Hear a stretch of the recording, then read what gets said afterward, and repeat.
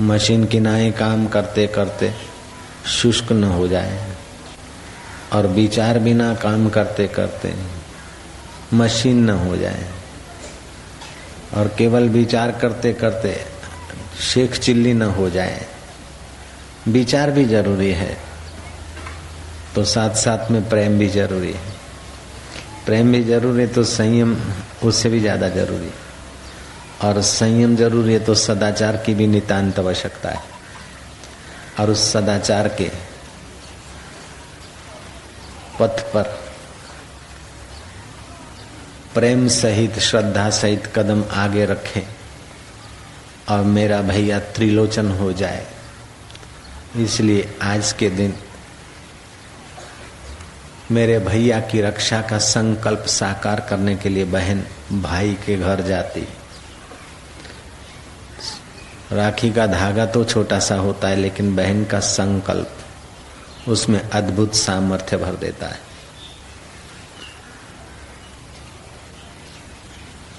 संकल्प की दुनिया है ये। संकल्प जितने निस्वार्थ होते हैं, संकल्प जितने निर्दोष होते हैं, संकल्प जितने पवित्र होते हैं, उतना ही उनका प्रभाव बढ़ जाता है। कुंता जी ने संकल्प करके अभिमन्यु को राखड़ी बांधी थी, था तो धागा, लेकिन जब तक कुंता जी का राखड़ी बंधी थी अभिमन्यु को बड़े बड़े योद्धे नहीं हरा सके। राखड़ी का धागा टूटने के बाद ही अभिमन्यु का पराजय हुआ। दैत्यों ने बड़ा घोर तुमुल युद्ध किया, देवताओं को परास्त होने की नौबत आ रही थी। उस नारी ने, उस नारायणी ने, शची ने राखड़ी का धागा लिया और इंद्रदेव को बांधा। उस धागे के साथ साथ इंद्र विजयी हो ये संकल्प ने काम किया और हार जीत में बदल गई। नए का सा मुंह लेकर दैत्य लोग गए अपने गुरु शुक्राचार्य के पास कि हम जीतते जीतते अचानक हार गए, हमारी बहुत बुरी हालत हो रही, हे दैत्य गुरु उपाय बताइए। दैत्य गुरु ने कहा वर्ष भर चुपचाप समझौता कर लो, क्योंकि वर्ष भर के लिए शची का संकल्प इंद्र के हाथों में जुड़ा है। इंद्र विजयी रहेगा। इस समय युद्ध नहीं, इस समय समझौता करने का है, ये समय समझौता करने का है। बहन भैया को राखड़ी बांधती है कि वर्ष भर आने वाले विघ्न बाधाओं पर मेरा भैया विजेता होता जाए। साथ साथ में बहन भैया के ललाट पर तिलक करती है, मेरा भैया विजेता तो हो लेकिन प्राप्त वस्तु और परिस्थितियों में भावनामय भोग के दलदल में न गिरे। भोग से रोग आता है, भोग से भय होता है। मेरा भैया भोगी नहीं, मेरा भैया योगी बने। इसलिए बहन भाई के ललाट पर तिलक करके मानो उसे त्रिलोचन बनाना चाहती। कामनाओं का दास नहीं, कामनाओं का स्वामी, काम विकार को हनन करने वाला, दहन करने वाला शिव। मेरा भाई शिव स्वरूप में स्थिर हो, मेरे भाई की मंगल दृष्टि हो, मेरे भाई का मंगल हो। और बहन भाई का मंगल चाहती है, शुभ कामनाएं बड़ा काम करती है, बड़ी मदद देती है। ये तो नारी नारायणी है अथवा भैया है, इन पशुओं की कामनाएं भी एक दूसरे को मदद करती है।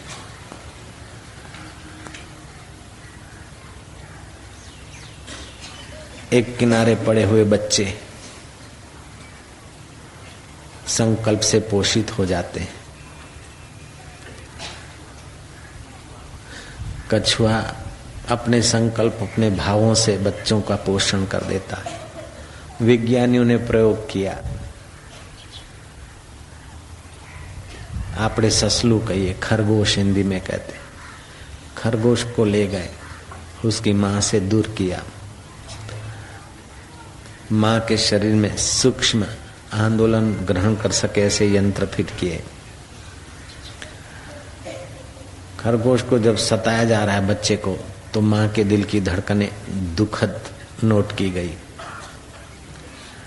और उसे जब सुख दिया जाता है तो मां के चित्त में भी प्रसन्नता का आंदोलन नोट किया गया।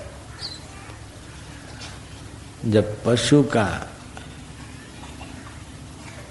हृदय अपने पुत्र से या अपने मां से, पुत्र का हृदय अपने मां से इतना जुड़ा है, तो भैया का हृदय बहन से, बहन का हृदय भैया से जुड़ा, और उसमें दोनों के शुभ संकल्प हों तो वर्ष भर कल्याण हो जाए, इसमें क्या बड़ा आश्चर्य है। विघ्न बाधा आती है तो भैया त्रिलोचन है, विघ्न बाधा के सिर पर पैर रखने की सामर्थ्य बहन के संकल्प में और भाई के पुरुषार्थ में विधाता ने जोड़ रखी है। और भैया भी आज के दिन बहन को ऐहिक चीज देकर संतुष्ट तो कर लेता है, लेकिन साथ साथ में बहन की जीवन की जिम्मेदारी अथवा बहन के जीवन में आने वाली कठिनाइयों को दूर करने के लिए अपने चित्त में भी ठान लेता है। लेकिन इन बहनों को और इन भाइयों को आश्रम चाहता है कि केवल अपने बहन और अपने भाई तक सीमित न रहे, अपने घर तक नारी तू सीमित न रह, अपने घर तक ही भैया तू सीमित मत रह, बहन तू घर तक सीमित मत रह। तू भारत की बहन है, भारत की कन्या है, भारत की नारी है, तू भारत का भैया है, भारत का नर है। भा माना ज्ञान, ज्ञान में जो रत रहे वह भारत, ऐसा तू भारतवासी, बहन तू ऐसी भारतवासी। अपनी दृष्टि को विशाल बना। नारी में विशालता सहन शक्ति तो दी, लेकिन नारी संकीर्ण बनती है तो झगड़े का मूल कही जाती। चार मड़े चोटला ने कूटे कोई ना ओटला, ये कलंक नारी को लग जाता है। अगर वो संकीर्ण है और तू मैं की बातों में अपना समय खराब करती है तो नारी के ऊपर कलंक लग जाता है। लेकिन नारी अगर भारतीय संस्कृति की महानता अपने हृदय में ले आए, अपने दिल में ठान ले, तो वह नारी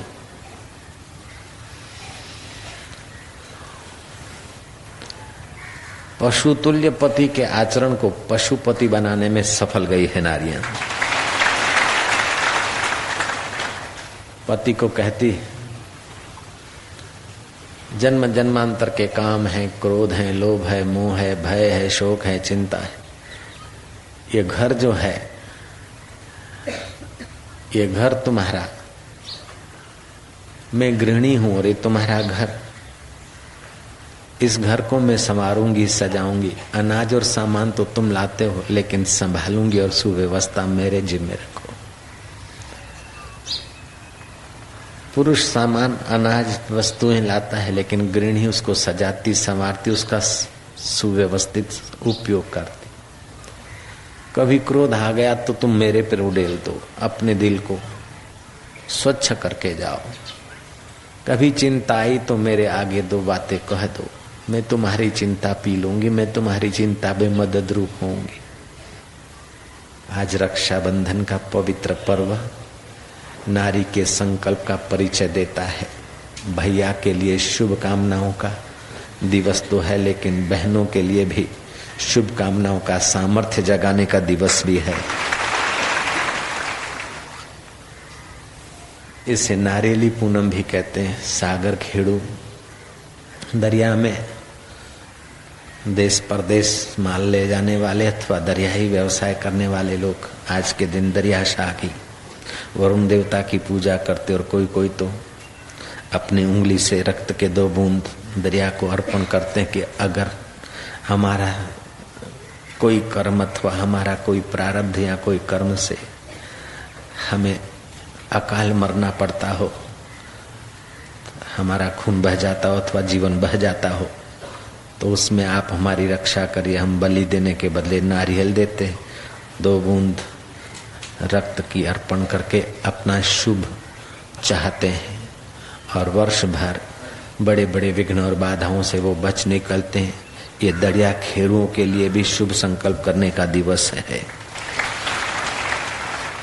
ब्राह्मण और द्विजाति लोग यज्ञोपवीत पहनते भी हैं। जिन बच्चों को यज्ञोपवीत नहीं है, जनेऊ नहीं है, उनको जनेऊ दिया जाता है और जिनको जनेऊ है वर्ष वर्ष में नूतन जनेऊ पहनने का दिन भी है।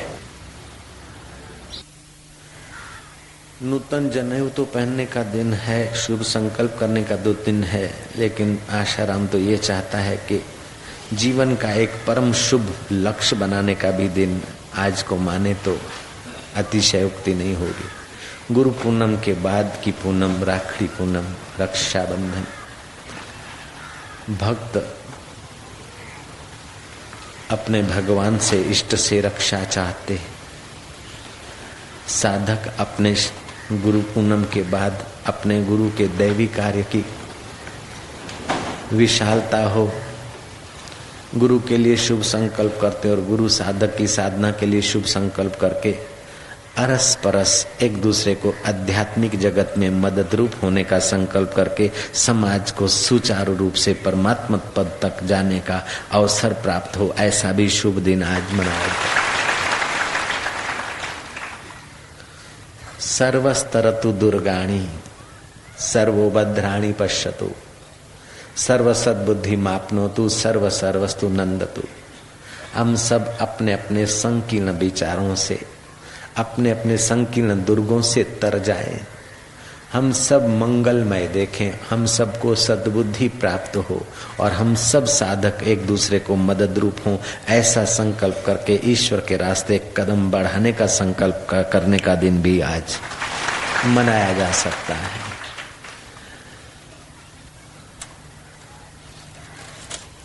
शची ने इंद्र को राखड़ी बांधी थी, लक्ष्मी माँ ने बलि राजा को राखड़ी बांधी थी। बलि राजा ने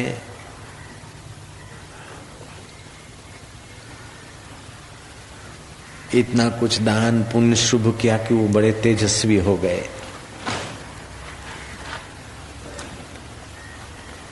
उनके नाम पर दैत्य कुछ का कुछ करने लगे। देवता चिंतित हुए, भगवान के पास अर्ज की। भगवान ने कहा, बलि रावण और कंस की नाई मारने योग्य नहीं है, वहां तो मुझे नन्हा होकर जाना पड़ेगा। भगवान वामन होकर बलि से 3 पैर पृथ्वी के मांगते हैं और बलि ने दे दी और भगवान विराट हुए। एक कदम में इहलोक, दूसरे कदम में परलोक, तीसरा कदम कहाँ रखूं? बलि ने कहा, नाथ तीसरे कदम में आप मुझे नाप लीजिए। सर्वस्व देकर सर्वेश्वर को संतुष्ट किया। सर्वेश्वर कहते हैं कि बलि अब तुम्हें मैं सुतल में भेजूंगा, जिससे कुछ लेते हैं उसको दिए बिना लेने वाले को संतोष भी नहीं होता और लेने वाले का तेजहीन होता है। देने वाला तो पुण्य भागी हो जाता है, लेने वाला अगर लेता ही रहे तो तेजोहीन हो जाएगा। भगवान के लिए तो ये सिद्धांत नहीं लगता, लेकिन भगवान स्वतः ही जरा सा लेते हैं और बहुत सारा दिए बिना रहते नहीं। भगवान ने कहा कि बलि मैंने तेरा सर्वस्व लिया, लेकिन सर्वस्व लेने के बाद सर्वेश्वर तेरा द्वारपाल बनेगा। सुतल का राज्य बलि को मिला और भगवान वामन होकर आए थे। सब पाया तो फिर वामन होकर बलि के द्वार पर भगवान द्वारपाल होकर रहे। सप्ताह बीता, महीना बीता। लक्ष्मी जी सोचते कि प्रभु गए देव कार्य करने के लिए, अभी तक नहीं आए। पता क्या, देवों का तो कार्य हो गया, लेकिन अभी देवादिदेव भगवान नारायण देव बलि के यहाँ वचनबद्ध है, उनके द्वारपाल होकर बैठे। लक्ष्मी जी ने बलि के महल में अनजान महिला का रूप लेकर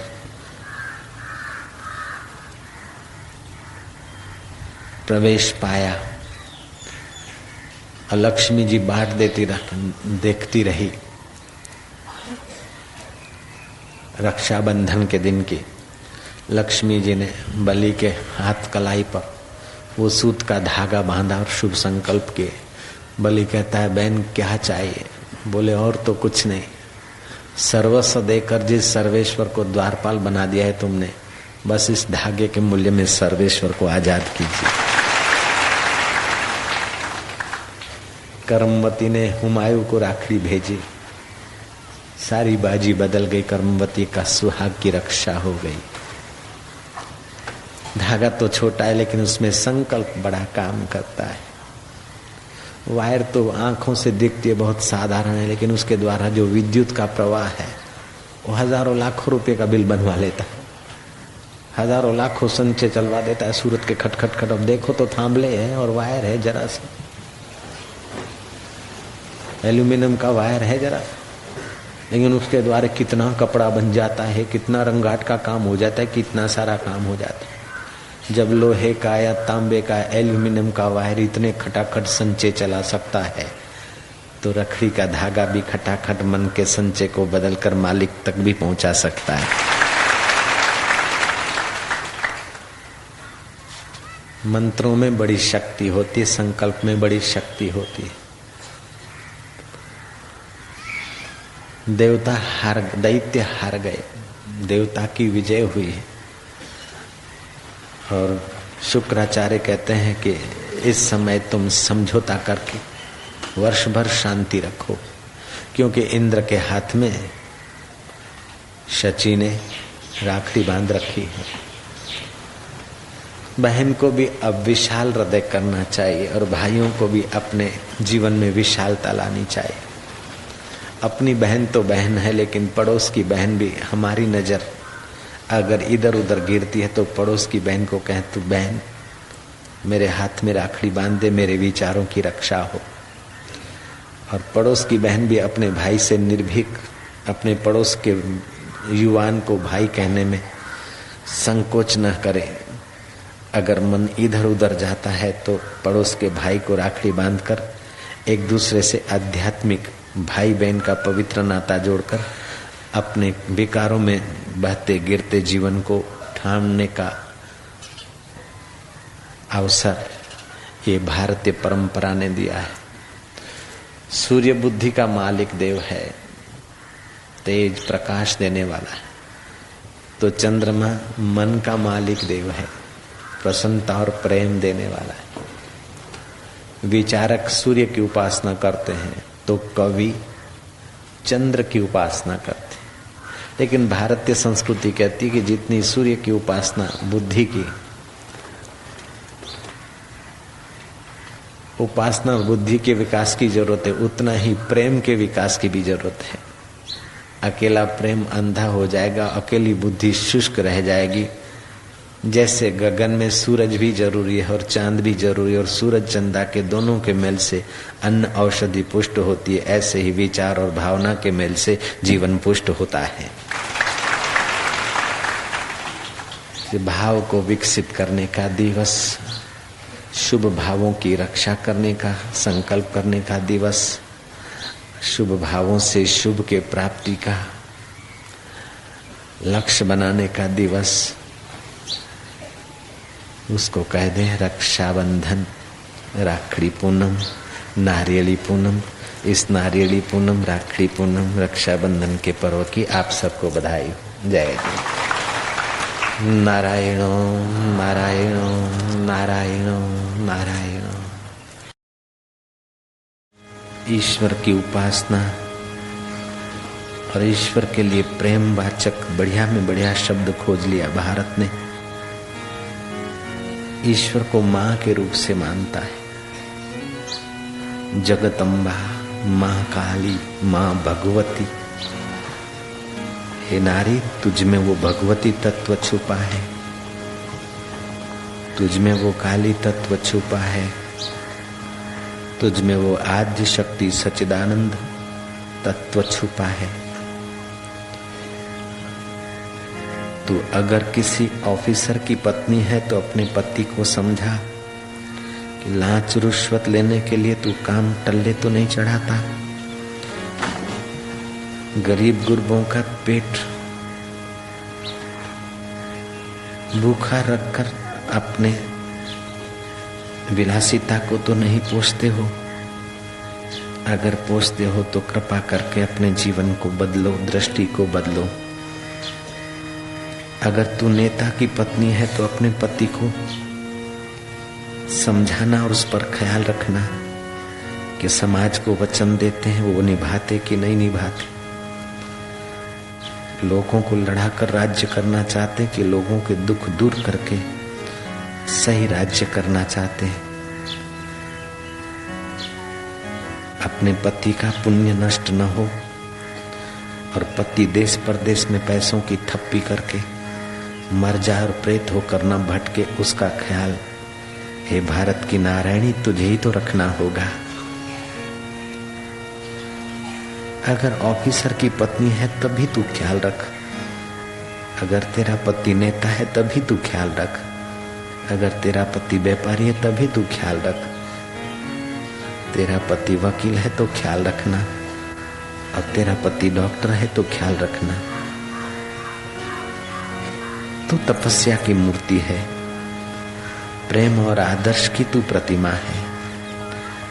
लड़ते कलह में पचते कुटुंब को और पड़ोस को तू पावन संदेश दे और अपने पावन जीवन को उनके आगे तू प्रत्यक्ष कर दिखा। तुझ में बहुत सारी क्षमताएं हैं। ऋषि दयानंद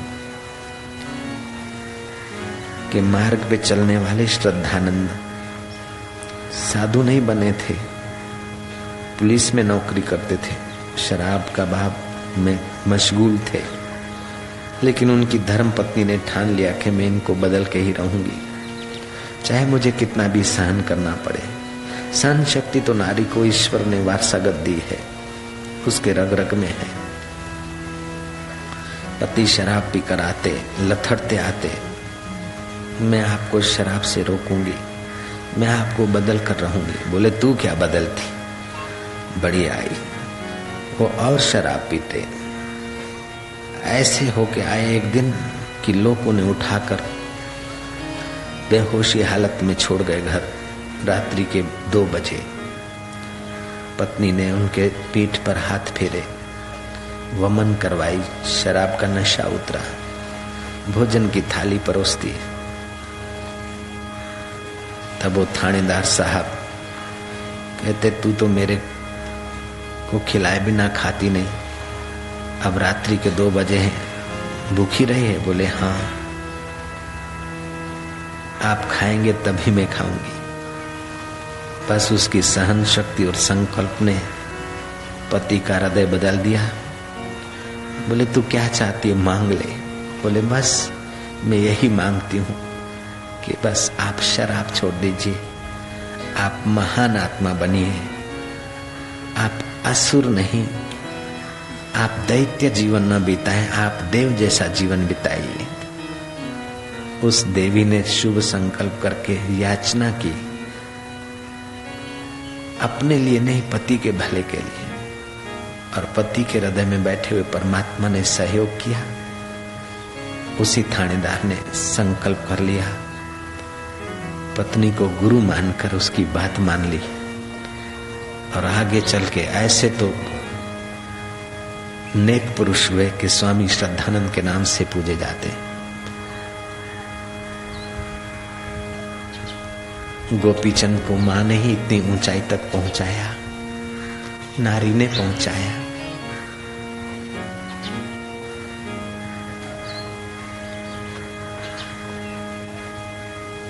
माताओं में बड़ी शक्ति है, वो चाहे अपने पुत्रों को, चाहे पति को, चाहे अपने भैया को, चाहे पड़ोस के भैया को, अगर संयमी और सदाचारी बनाकर महान जीवन बिताने की तरफ लगाने को ठान ले तो एक नहीं तो दूसरे उपाय से, दूसरे नहीं तो तीसरे युक्ति से देर सबेर वो देवियां सफल हो ही जाती हैं।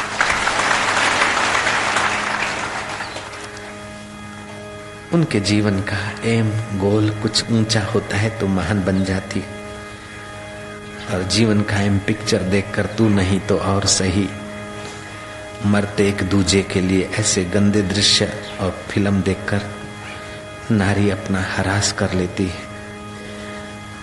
नारी को समान अधिकार नहीं, नारी के अधिकारों की तो कोई बराबरी नहीं कर सकता। नारी को ईश्वर ने वो अधिकार और वे क्षमताएं दे रखी है।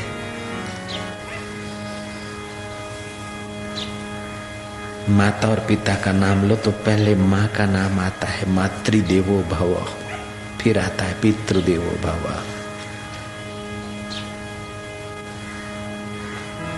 मातृ शक्ति छुपी है, आद्य शक्ति छुपी है।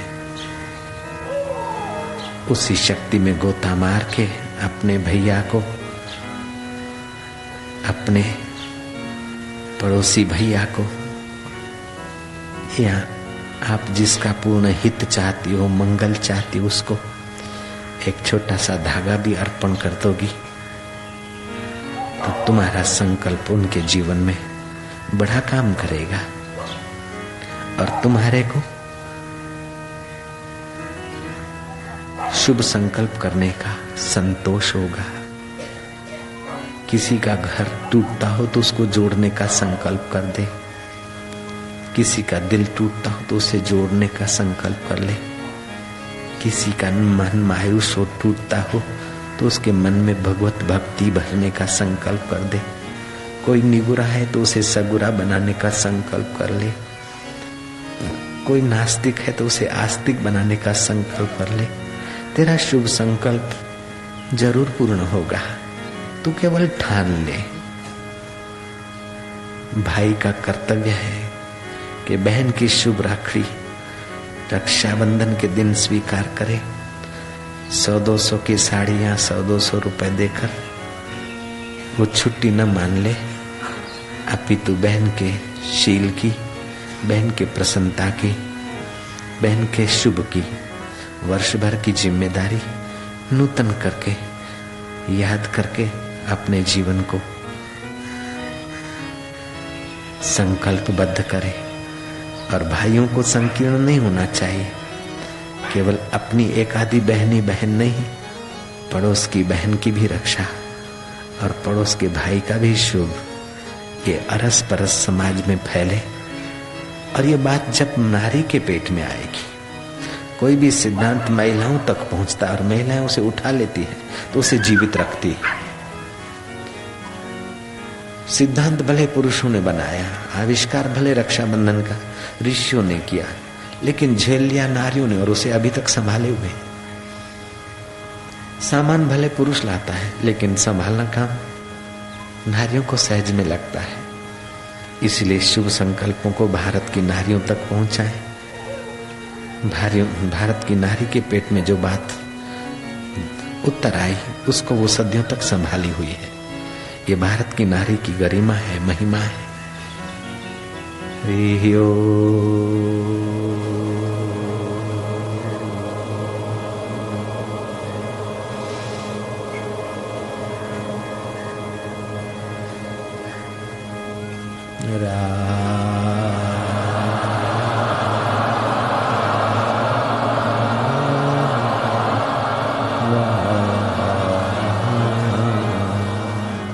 हरि सम जग कछु वस्तु नहीं, हरि सम जग कछु वस्तु नहीं, प्रेम पंथ सम पंथ,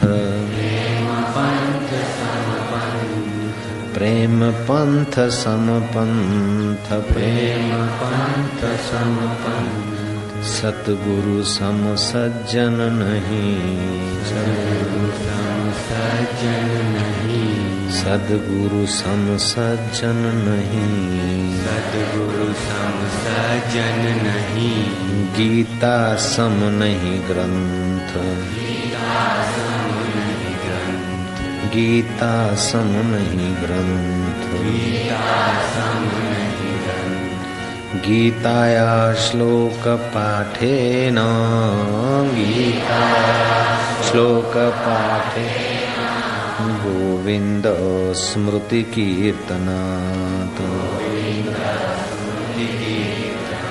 साधु दर्शन मात्रेण तीर्थकोटि फलं लभेन। गीता के एकादश श्लोक के पाठ से, भगवान नाम कीर्तन से और साधु पुरुष के दर्शन से करोड़ों तीर्थ करने का फल कहा गया है।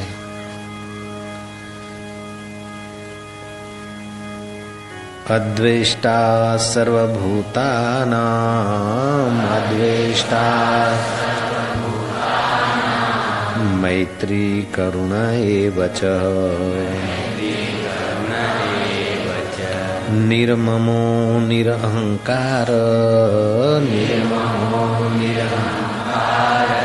समदुःख सुख क्षमेहि दुःख सुख क्षमेहि। अद्वेष्टा सर्वभूता नाम, अपने चित्त को ऐसा महान बनाओ कि किसी भी प्राणी के प्रति आपके चित्त में द्वेष न ठहरे। सावधानी जरूरी है, लेकिन द्वेष बुद्धि से अपना ही घाटा होता है। किसी के लिए हमारे चित्त में द्वेष न रहे, क्योंकि हमारे चित्त में परमात्मा रहने वाले। हमारा हृदय भगवान को रखने के लिए है, द्वेष की आग जलाने के लिए हमारा हृदय नहीं। द्वेष जिसके लिए रहता है वो तो आइसक्रीम खाता होगा, लेकिन हमारा हृदय द्वेष से खराब होता है। इसलिए अपने दिल में न सासू के लिए द्वेष रहे, न बहू के लिए द्वेष रहे, न नणंद के लिए द्वेष रहे, न भाभी के लिए रहे, न भैया के लिए रहे, न पिता के लिए रहे, न पत्नी के लिए रहे, न परिवार के लिए रहे। द्वेष किसी के लिए नहीं। परिवार है एक पाठशाला, जन्म जन्मांतर के संस्कारों को उड़ेलने की जगह है। ठीक है, कभी आ गया गुस्सा, हो गया, मार दिया तमंचा, मार दिया तमाचा, मार दी थप्पड़, बेटे बेटी कोई आपस में जरा थोड़ा हो गया, लेकिन फिर घड़ी भर में भूल जाए। महाभारत का तुमुल युद्ध होता है दिन भर, लेकिन शाम को दोनों शत्रु सेना के लोग एक दूसरे से हाथ मिला के मिलते, प्रणाम करके मिलते। हाथ मिलाने की परंपरा तो अभी आई। एक दूसरे के यहाँ जाते मिलते हैं, चित्त में द्वेष न रखे। किसी फकीर ने कहा, सूफी फकीर ने, कि 4 मनुष्यों से सावधान रहना चाहिए। झूठ बोले इंसान से सावधान रहे। वो झूठ बोला कभी भी धोखा दे सकता है और कुछ भी कर सकता है। विवेकानंद ने भी इस बात को कहा कि जो जरा जरा बात में झूठ बोलते हैं वो खतरनाक आदमी होते हैं, कुछ भी कर सकते हैं। दूसरा मनुष्य वह है जो मूर्ख है, भले झूठ तो नहीं बोलता, मूर्ख है। तो मूर्ख भले तुम्हारा हितैषी है, लेकिन तुमको जरा जरा बात पे टेंशन दे देगा। इसलिए मूर्ख आदमी से भी थोड़ा बच के। झूठ बोलने वाला और मूर्ख। तीसरी बात, जो कपटी है अथवा अति लोभी है, उससे भी अपने को बचाए। और चौथी बात, जो नीच दिल का है, नीच हृदय का है, वो एंड मौके पे तुम्हें धोखा दे देगा। इसलिए इन 4 प्रकार के मनुष्य से बचिए। जो नीच विचार का है, नीच हृदय का है, उससे ज्यादा आप जुड़िए नहीं। ठीक ठीक काम पुरतु काम। नीच वृत्ति का व्यक्ति, नीच हृदय का व्यक्ति कभी भी आपको दुख के घाट, कष्ट के घाट उतारेगा, अथवा कष्ट के घाट उतरोगे तो आपको विशेष धोखा देगा। जैसे जुडास ने जीसस को धोखा दे दिया, यहूदा ने।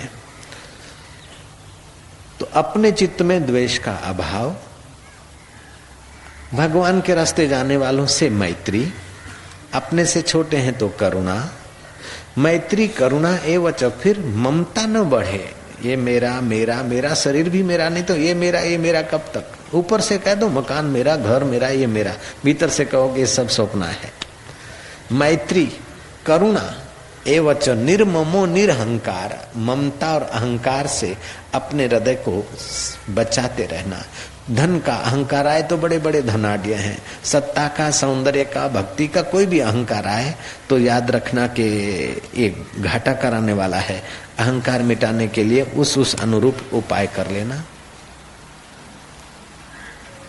जिस सुख को राजे महाराजे राज्य वैभव को तुच्छ समझकर ऋषि आश्रम में लेने को जाते थे राजा भरतरी, गोपीचंद, राजा जनक, राजा अश्वपति, राजा भोज और राजा रामचंद्र जी भी। जिस आत्म सुख में मग्न रहते थे वह आत्म सुख का अधिकार मनुष्य जन्म में मिलता है। इसलिए चरपरे चवाना अथवा मीठी मिठाइयों तक रुकना नहीं। ज्ञान भाव,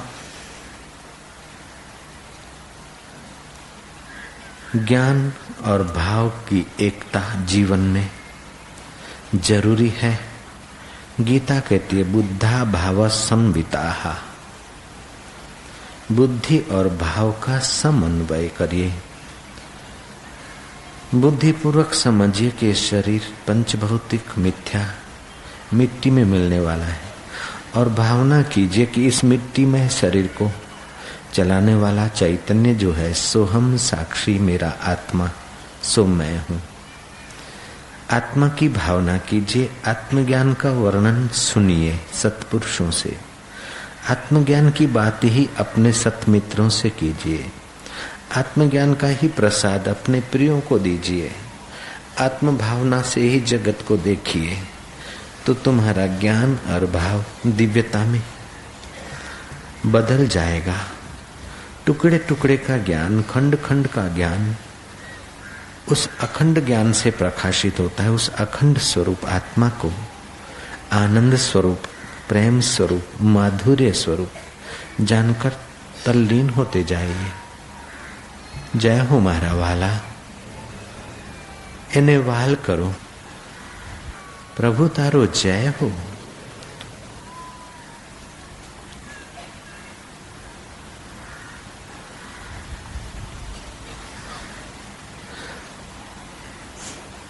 सूफी फकीर रबिया जंगल में जा रही थी। जंगल के पशु पक्षी उस रबिया की प्रेम निगाह से, प्रेम भाव से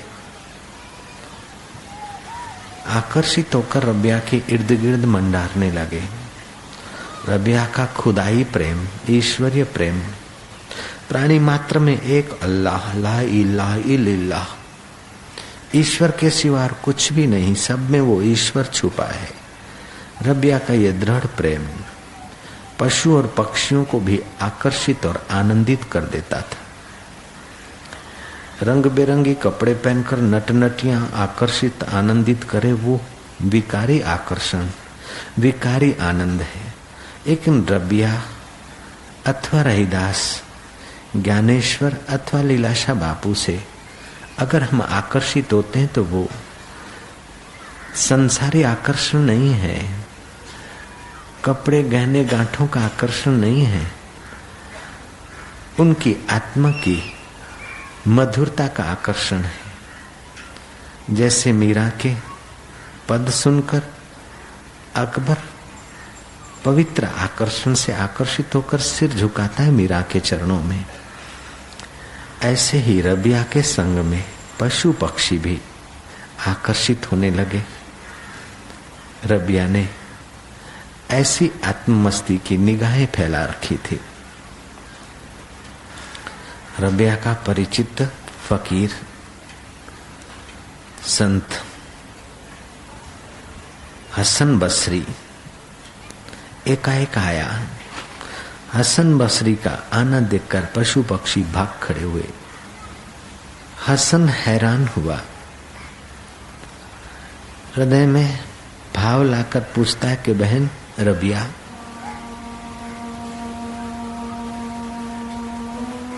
तेरे से तो ये पशु पक्षी प्रेम विवल हो रहे थे, मुझे देखकर क्यों भाग खड़े हुए?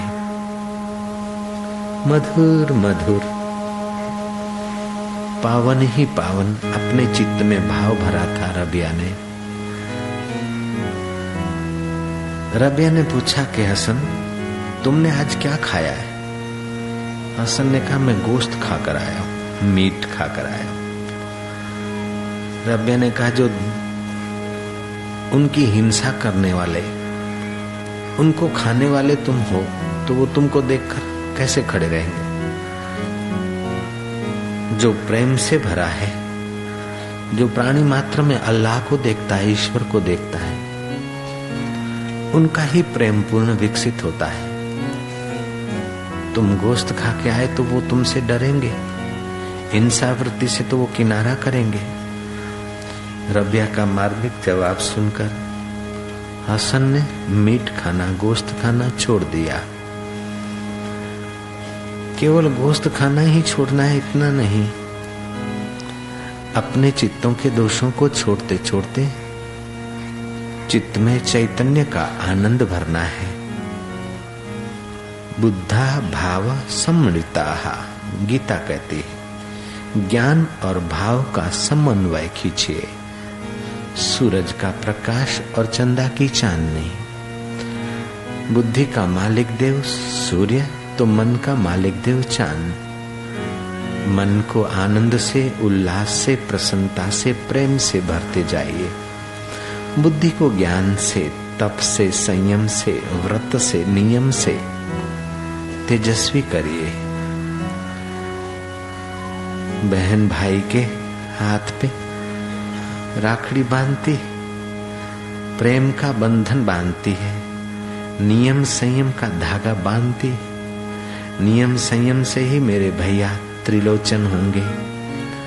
मेरे भाई की ज्ञान शक्ति बढ़ो, संयम बढ़ो, सदाचार बढ़ो, साहस बढ़ो। भैया साहसी हो। प्रेम रोता हुआ नहीं, प्रेम गिड़गिड़ाता नहीं, प्रेम चीखता नहीं, प्रेम फरियाद नहीं करता। प्रेम तो हजार हजार विघ्न बाधाओं पर भी कदम रखकर, अपने प्रेमास्पद की प्रसादी मानकर कदम आगे बढ़ाने को कहता है। प्रेम और साहस, भाव और साहस, ज्ञान भाव की एकता। बुद्धा भाव सम्मिलिताः, गीता कहती है। बोध मतलब ज्ञान और भावना का समन्वय। उस पर्व का नाम है श्रावणी पर्व, श्रावणी पूनम पर्व, राखड़ी पूनम का पर्व, नारियली पूनम का पर्व, भावना और प्रेम की विकास का पर्व। अब भगवान को प्रेम करते जाओ और भावना करते जाओ। हमारा भगवान हमसे दूर नहीं, हमारा भगवान साथ में अरस अथवा वैकुंठ में ही नहीं, हमारा भगवान केवल में मंदिर अथवा मस्जिद में नहीं। हमारा मालिक, हमारा ईश्वर, हमारा अल्लाह, हमारा भगवान हमारा आत्मा होकर बैठे हैं। हम उन्हें दुल्हार करते करते अपने हृदय में आत्मशक्ति का विकास करेंगे। प्रभु तेरी जय हो। संसार माना जन्म जन्मांतर और कल्प कल्पांतर के संस्कारों को मिटाकर शुद्ध होने के लिए एक स्नानागार है। संसार माने अपने पिया से मिलने का एक प्लेटफॉर्म है। संसार माने सतगुरु के अनुभव को अपना अनुभव बनाने का अवसर देने वाला है।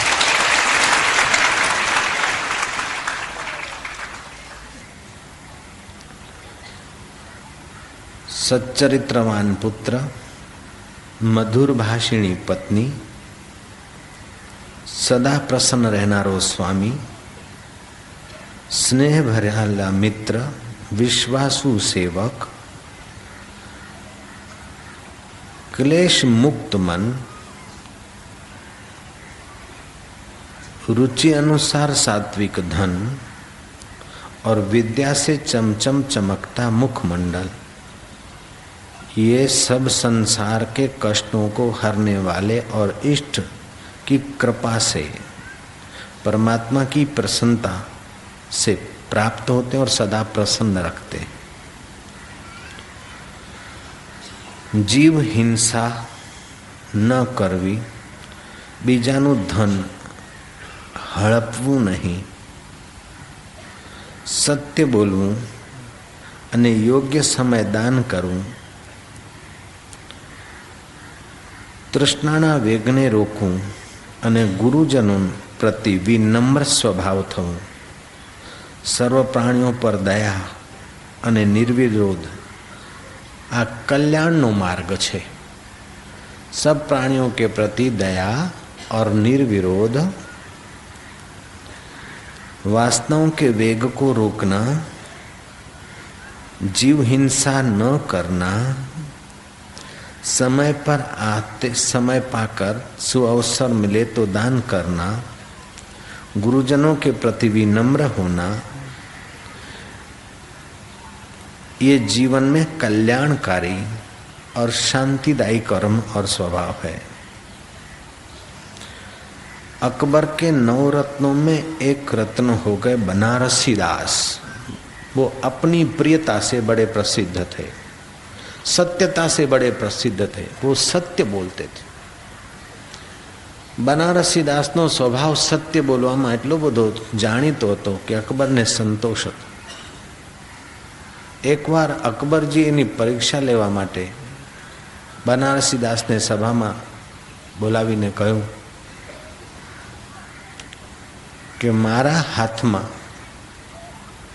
પક્ષી મરેલો છે કે જીવતો છે? મુઠ્ઠી વાળી કપડું ઢાંકી આ પક્ષી મરેલો છે કે જીવતો છે?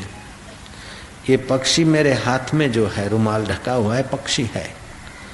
अब बताओ कि पक्षी मरा हुआ है कि जिंदा है? बनारसी दास थोड़ी देर के लिए शांत हो गए, चुप हो गए, सोचने लगे अगर मैं बोलता हूँ ये पक्षी जिंदा है तो अकबर उसका गला दबा देगा। अकबर बोलता है कि आज तेरी परीक्षा है, सत्य बोलने में तुम प्रसिद्ध हो, अगर आज का सत्य तुम्हारा सत्य नहीं हुआ, झूठ निकला, तो तुमको देश से निकाल दूंगा, पदच्युत करके देश से निकाल दूंगा। हाथ में पक्षी है, ऊपर रुमाल ढका है। अकबर पूछता है कि पक्षी जिंदा है कि मरा हुआ है? बनारसी दास सोचता है कि अगर मैं कह दूं कि ये मरा हुआ है तो अकबर रुमाल हटा देगा और पक्षी को छोड़ेगा तो उड़ान भरेगा, मेरी बात झूठी हो जाएगी। अगर मैं कहता हूँ पक्षी जिंदा है तो पक्षी का गला दबा देगा, दिखाएगा कि तेरी बात झूठी निकली। अकबर मुझे हराना चाहता है इस बात में, तो अगर मैं मरा हुआ पक्षी बोलता हूँ तो जीवित दिखा देगा और जिंदा पक्षी बोलता हूं तो उसका गला दबा देगा, मर जाएगा पक्षी। घड़ी भर वो शांत रहे, चुप रहे, फिर दृढ़ता से बोला कि जहां पर ना पक्षी मरा हुआ है, मरा हुआ। अकबर ने वही किया, बनारसी दास को झूठा साबित करने के लिए रुमाल हटा दिया, मुट्ठी खोल दी, पक्षी उड़ गया। बोले तुम आज झूठे साबित हो गए, तुम्हें पदच्युत किया जाता और देश से निकाला जाता है। लेकिन बनारसी दास के चित्त में शोभ नहीं हुआ और चेहरे की प्रसन्नता गायब नहीं हुई।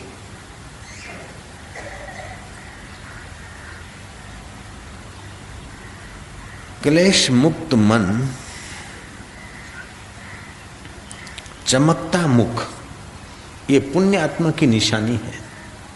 क्लेश मुक्त मन और चमकता चेहरा, प्रसन्न चेहरा, ये दोनों दिखाई दिया।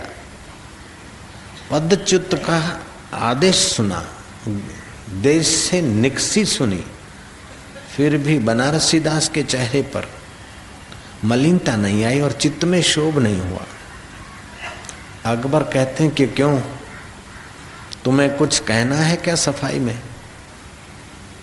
बोले अगर तुम्हारी सुनने की ख्वाहिश है तो मैं कह देता हूं, नहीं तो मुझे कुछ नहीं कहना। हाँ अच्छा सुनाओ। मैंने जानबूझ के कहा कि पक्षी मरा हुआ है। अगर मैं पक्षी जिंदा बोलता तो आप उसका गला दबा देते। मैं सत्यवादिता में तो प्रसिद्ध हूं, लेकिन ऐसा सत्य नहीं कि किसी की जान ले ले। इसलिए जानबूझ के मैंने असत्य बोला कि पक्षी मरा हुआ है ताकि उसको जीवन दान मिल जाए। सत्यम ब्रूयात हितम ब्रूयात, सत्य बोलो और हितकर बोलो और मधुर बोलो। कभी कभी माँ सत्य तो बोलती है लेकिन मधुर नहीं, कटु बोलती। कभी कभी माँ सत्य भी नहीं बोलती, मधुर भी नहीं बोलती और कटु बोलती, लेकिन हितकर तो बोलती है। दवा कड़वी झेर होती है, जो हूँ पी छू मीठी छे मीठी छे, ले ले ले ले पी पी पी, नहीं पिए પડશે એક લાફો મારા રોયા, એ પોલીસ વાળા, એ બાવા એને પકડીને લઈ જા। ત્યાં બાવો એ નથી, પોલીસ વાળો એ નથી, કે પેલો રે જો પકડી જશે। लेकिन माँ का भाव हित का है।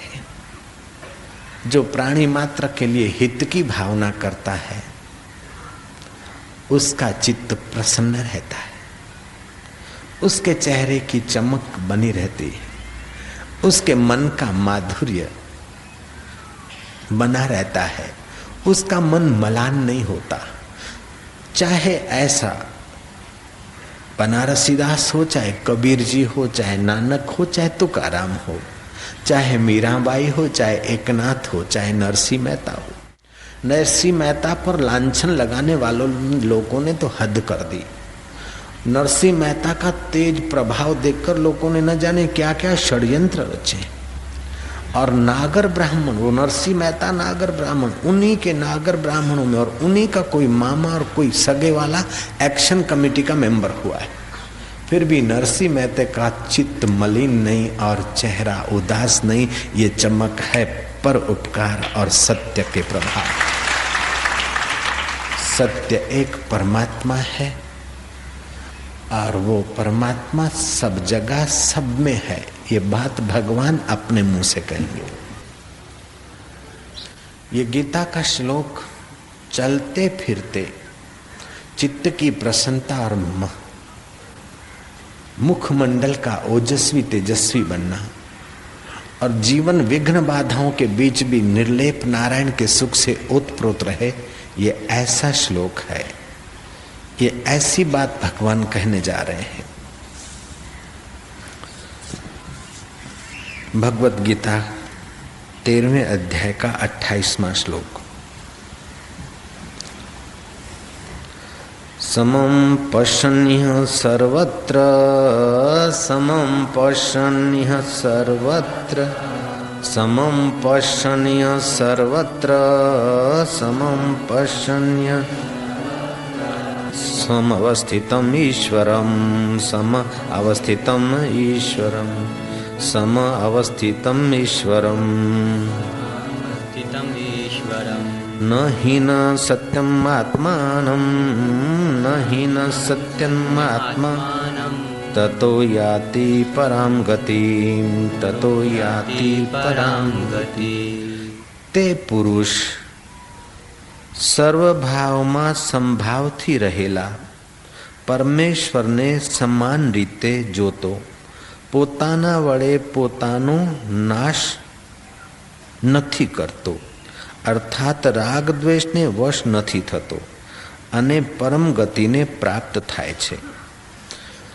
वह पुरुष सर्वभाव में समभाव से रहने वाला परमेश्वर को देखता है और अपने हाथों से अपना नाश नहीं करता, अर्थात राग द्वेष के वश नहीं होता। ऐसा पुरुष परम गति को प्राप्त होता है। ये बहुत सरल उपाय है, अपने कल्याण के लिए बहुत बढ़िया बात कह रहे हैं भगवान। जो भगवान को सब में सम देखता है, ऐसा नहीं कि गरीब में भगवान छोटा, अमीर में बढ़िया, पठित में भगवान बढ़िया और अनपठित में भगवान दूसरा, गुजराती में भगवान 2 नंबर का और हिंदी में भगवान 1 नंबर का और सिंधी में भगवान 3 नंबर का और यूरोपियन में भगवान 4 नंबर का। नहीं, भगवान सब में समभाव और एक है। जिस सत्ता से सिंधी और पंजाबी की आंख देखती है, उसी भगवत सत्ता से मारवाड़ी और सुरती लाला की आंख देखती। नेताओं का भगवान जुदा जुदा हो सकता है, लेकिन साधक का भगवान एक ही होता है। जय राम जी। बंबई का मुख्यमंत्री और शिक्षण मंत्री अलग, कर्नाटक का मुख्यमंत्री और शिक्षण मंत्री अलग, गुजरात का शिक्षण मंत्री और मुख्यमंत्री अलग।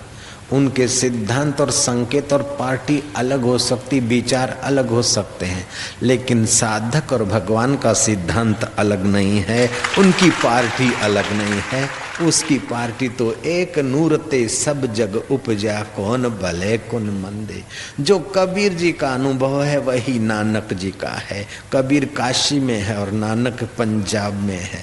जो नानक जी का अनुभव है वही अनुभव नरसिंह मेहता का सौराष्ट्र में है, और वही अनुभव सिंध के साईं टेऊराम का है। वही अनुभव नैनीताल के जंगलों में समाधि में लगे हुए लीलाशाह बापू का वही अनुभव। उसमें शिक्षण मंत्री और मुख्यमंत्री भिन्न भिन्न नहीं होते। जैसे अखंड भारत अखंड है, ऐसे अखंड ब्रह्मांड अखंड एक सत्ता से ओतप्रोत है। ऐसा ज्ञान जिनको हो गया उनके चित्त में जरा जरा बात से राग नहीं होगा, जरा जरा बात में द्वेष नहीं होगा। जो सब में सम भगवान को देखने का अभ्यास करेंगे उनका राग और द्वेष शांत होता जाएगा। जिनका राग और द्वेष शांत होता जाएगा उनके चित्त में शांति और मुख पे तेज स्वाभाविक ही आएगा।